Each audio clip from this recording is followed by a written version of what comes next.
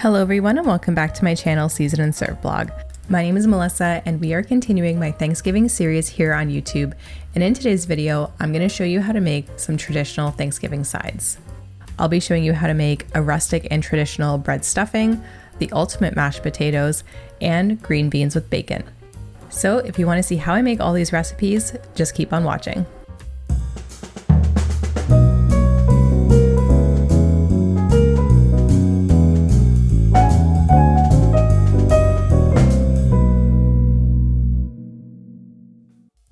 We'll start off by making the traditional bread stuffing, and this is a recipe that I always have to make for Thanksgiving.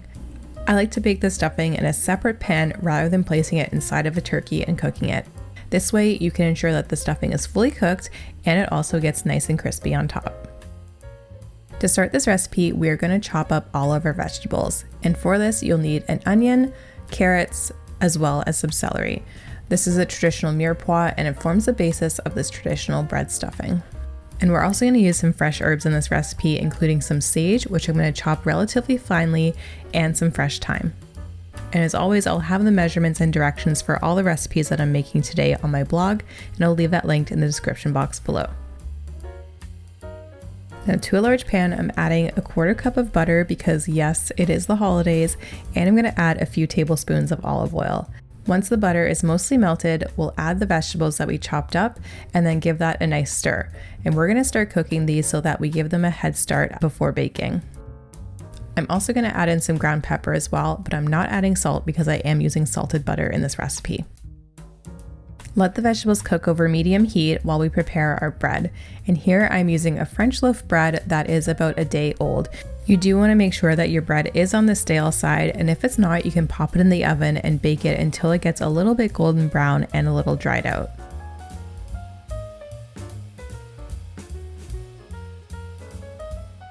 So to prepare the bread, I'm just cutting it into 1-inch slices and then cutting it down into 1-inch size cubes. Once everything's chopped, we're going to go back to our vegetables and add in our herbs that we chopped, and then add in all the bread. And make sure you use a really large pan for this because it is a lot of vegetables and bread to stir together. Once everything's mixed together, remove it from the heat and add some fresh parsley. This will give some brightness and freshness to this traditional bread stuffing. Next, we'll transfer all of our stuffing mixture into a large baking dish. This is a 9x13 baking dish, and I'm pouring all the bread stuffing in and then smoothing it out into a nice even layer. After that, I'm going to top it with a cup of chicken stock, and then I'm covering the stuffing with some aluminum foil, and I'm baking it in the oven at 350 degrees Fahrenheit for an hour. After an hour of cooking, I remove the aluminum foil and then bake for an extra half hour uncovered so that the top gets nice and crispy. And for garnish, I'm just adding a sprig of thyme on top, but you can also add some extra freshly chopped parsley on here as well to brighten up all the colors. And that's how to make a traditional bread stuffing. This rustic dish is always important to have at Thanksgiving. It is great to go with the turkey, and it soaks up gravy really well. Next up, I'll show you how to make my ultimate mashed potatoes. Not only is this recipe great for Thanksgiving, it is just a great basic recipe to know because this will be the best mashed potatoes you have ever had. And the secret to making really good mashed potatoes is to actually use 2 kinds of potatoes, and I use russet and Yukon Gold. Now russet potatoes I find don't have that much flavor, but they are on the drier side and they add a lot of fluffiness to a mashed potato. And I like to combine this with some Yukon Gold potatoes. These are really buttery and have lots of flavor and just complement the russet potatoes perfectly. To prepare the potatoes, all you have to do is peel them and then chop them into about 1-inch size cubes. They can be a little bit larger, but they will take slightly longer to cook. As you chop the potatoes, always make sure to add it into a pot full of water to prevent any oxidation from happening. Then we can simply take this over to the stove and boil the potatoes. I also make sure to add about a tablespoon of salt, which is 3 pinches of salt for me, and this will help to flavor the potatoes. As the potatoes are simmering, we're going to make our cream mixture that'll add so much flavor to these ultimate mashed potatoes. So to a small pot, I'm adding a cup of cream, as well as a 1/4 cup of butter, a sprig of thyme, a bay leaf, and a whole peeled garlic clove. We'll let this simmer over low heat while we wait for the potatoes to finish cooking, and it'll release all of those beautiful flavors from the herbs and the garlic.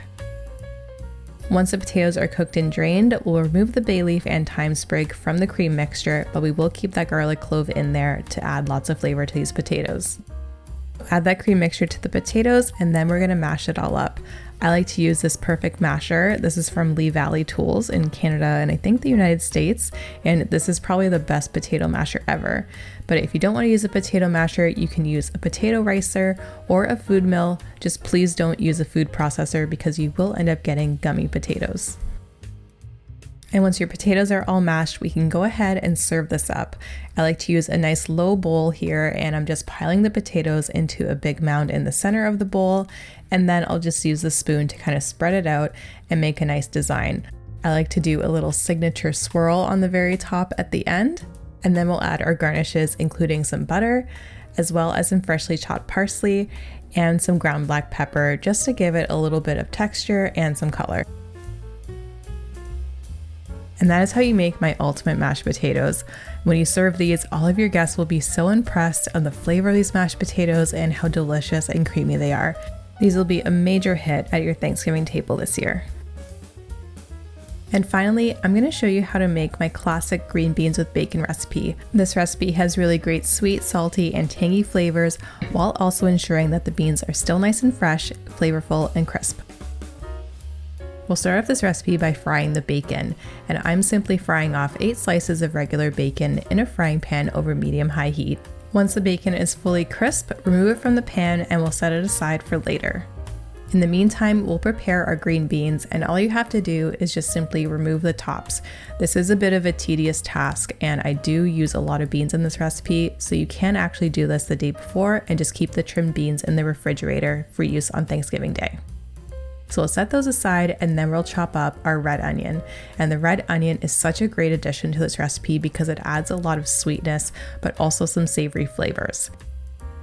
Once the peel has been removed from the onion, I am slicing this into half moon shapes about 3 to 4 millimeters in thickness. Next, we'll add the sliced red onions back to the pan that we cooked our bacon in. As onions cook, they'll pick up all those delicious brown bits from the bacon, and it'll be super delicious. I'm also going to season with a little bit of salt and pepper. We'll give the onions a mix together and then cook this over low to medium heat to allow the onions to soften and caramelize. And while the onions are cooking, we can go back to the bacon, which should be cooled by now, and then I'm just slicing it into 1 centimeter thick slices. After about 10 minutes of cooking, the onion should be nice and soft. Next, we're going to add a 1/4 cup of brown sugar and return the bacon to the pan as well. We'll mix that all to combine and allow it to cook for a few minutes until the brown sugar is dissolved and is covering all of the bacon and the onions. Next, we're going to add the green beans to the pan just on top of all the bacon and the onions, and then we're going to add a 1/4 cup of water. We'll do a little bit of a steaming action here to keep the beans nice and crisp.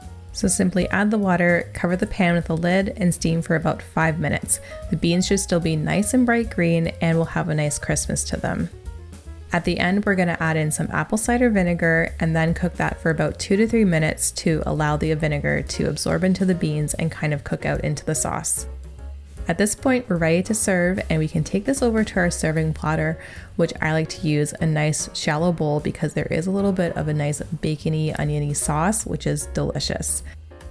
I like to arrange all the beans in one direction and then top it off with any extra little bits of onion and bacon right on top. And that's how you make my green beans with bacon.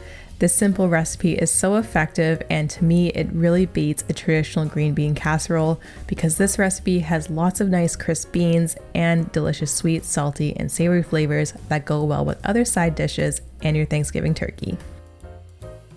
And that's it for today's video. I hope that you enjoyed watching me make these classic Thanksgiving side dishes. All of the recipes with the full measurements and directions are available on my blog, and I'll leave that link down below. And additionally, if you want to see how to make a classic Thanksgiving turkey and savory turkey gravy to pair with all these side dishes, you can go back and watch the last video in my Thanksgiving series, which I'll also leave linked down below. And finally, make sure you hit the red subscribe button for more seasonal recipes coming soon.